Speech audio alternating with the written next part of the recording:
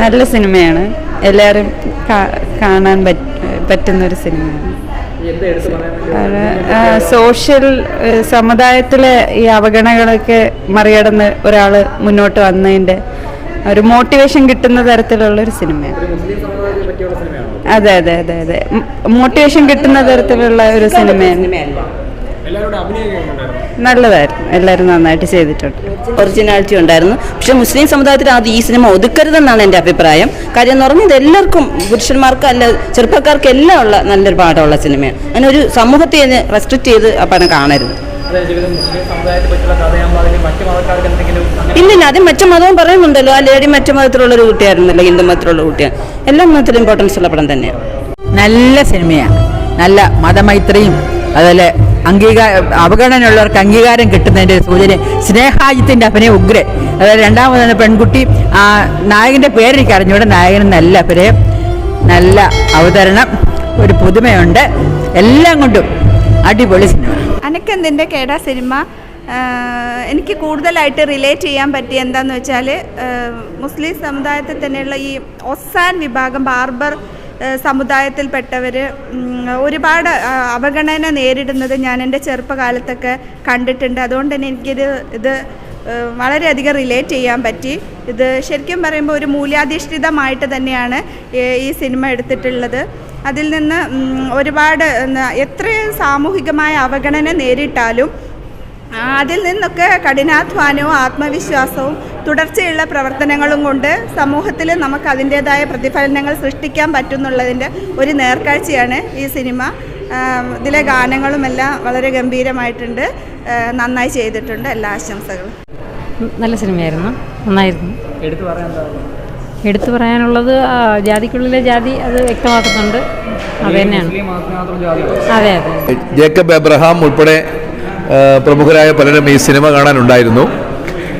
ഈ സിനിമയിൽ നോക്കി നോക്കി നിൽക്കെ നെഞ്ചിലേക്ക് വന്നു എന്നൊരു ഗാനം ഞാൻ എഴുതിയിട്ടുണ്ട്. ആ ഗാനം മാത്രമല്ല, AK നിസാമിൻ്റെ ഗാനവും അതുപോലെ പരതന്നൂർ ഷമീറിൻ്റെ ഗാനവും വളരെ മനോഹരമായിരുന്നു.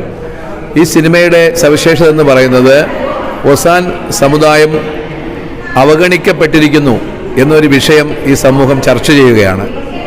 അതായത് ജാതിയില്ലാത്ത ഒരു സമുദായത്തിനിടയിൽ ജാതിയുണ്ട് എന്ന ഒരു വിഷയം കടന്നു വന്നിരിക്കുന്നു.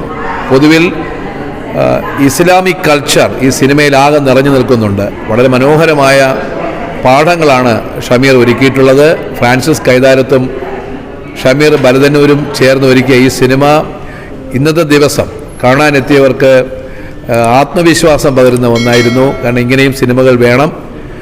പൊതുവിൽ നല്ല രസമുള്ള ഒരു സിനിമയാണ്. എല്ലാവർക്കും നമസ്കാരം. കേരളത്തിലെ ഈ പുതിയ സിനിമയിൽ വളരെ ഗംഭീരമായ ഒരു സിനിമയാണ് അനക്കെന്തിൻ്റെ കേട് എന്നുള്ള സിനിമ. പ്രത്യേകിച്ചും വിനോദ് വൈശാഖി മാഷ് പറഞ്ഞ പോലെ മുസ്ലിം സമുദായത്തിലെ ഒസാൻ എന്ന് പറയുന്ന ഒരു വിഭാഗം, പ്രത്യേകിച്ചും ബാർബർമാരായ ഒരു വിഭാഗത്തിലെ അവരുടെ വ്യതകളാണ് ഈ സിനിമ ചർച്ച ചെയ്യുന്നത്. ഒപ്പം യുവാക്കൾക്ക് വളരെ മോട്ടിവേഷൻ നൽകുന്ന, പ്രചോദിപ്പിക്കുന്ന ഒരു സിനിമ കൂടിയാണ്. നമ്മൾ എത്ര അടിച്ചമർത്തിയാലും ഒരു കാലത്ത് നമ്മുടെ നിരന്തര പരിശ്രമം കൊണ്ട് നമുക്ക് ഉയർന്നു വരാൻ കഴിയും. അതൊരു സമൂഹത്തിന് മാത്രമല്ല, വ്യക്തിക്കും ഉയർന്നു വരാൻ കഴിയുമെന്നൊരു വലിയ സന്ദേശം ഈ സിനിമ കാണുന്നുണ്ട്. യുവജനങ്ങൾ പ്രത്യേകിച്ചും, അതോടൊപ്പം തന്നെ മനോഹരമായൊരു പ്രണയ അനുഭവം കൂടി, പ്രണയ സിനിമ കൂടിയാണിത്. ധാരാളം വളരെ പുതുമുഖ എൻ്റെ സുഹൃത്തും കഥാകൃത്തുമായ ഷമീർ ബലതന്നൂർ ആദ്യ സിനിമയിൽ കൂടെ തന്നെ വളരെ അദ്ദേഹം പ്രതിഭയുള്ളൊരു സംവിധാനം തെളിയിച്ചിരിക്കുകയാണ്. ധാരാളം മലയാളത്തിലെ പ്രിയ താരങ്ങൾ ഒരുപാട് അണിനിരക്കുന്നുണ്ട് ഈ സിനിമയിൽ. വളരെ മനോഹരമായ ഗാനങ്ങളാണ്. അതോടൊപ്പം തന്നെ മനോഹരമായ ഒരു പ്രണയ സിനിമ കൂടിയാണിത്.